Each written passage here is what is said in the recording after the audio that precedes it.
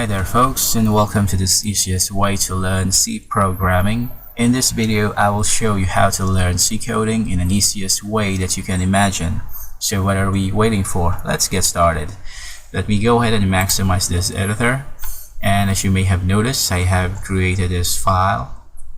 I name it ex72nd underscore accessing union members.c. And I have also created these statements ahead of time.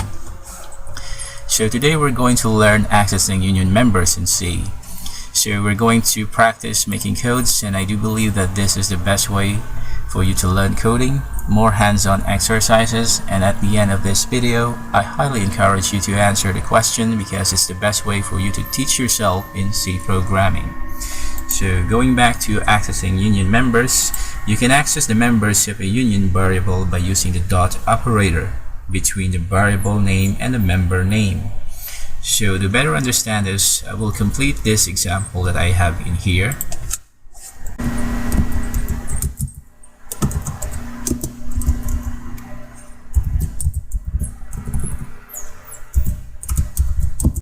So here's the complete example of accessing union members. So let's go ahead and run this real quick. Compile and run.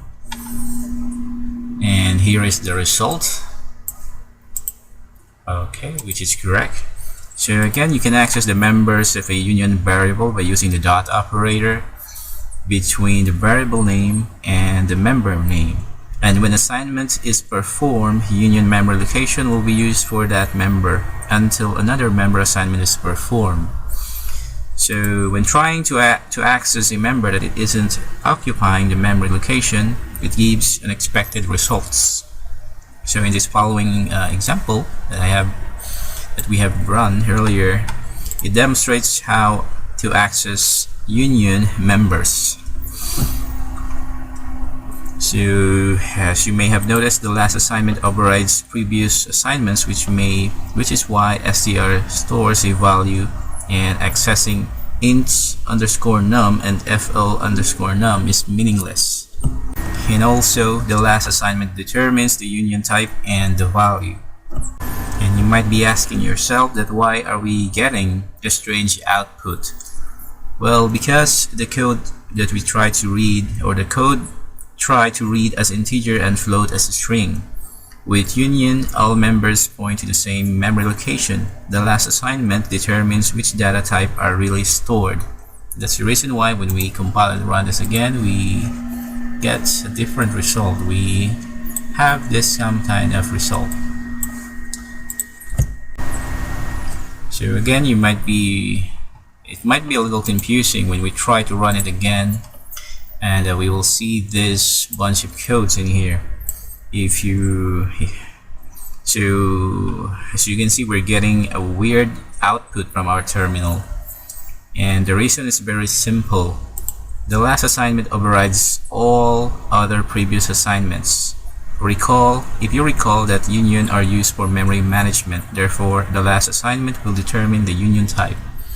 And the last assignment, if you remember it, we have called the hello world, this one. So that's the reason why the last output is hello. And that's it for this video. And before we wrap up, let's go ahead and test your knowledge. I have here a little exercise for you. On this tab, I want you to fill in the blanks to declare a val union and access its members. So as you can see, there's a lot of missing piece of information on this codes and these statements. If you already know the answer, please put it in the comment section below. Thank you.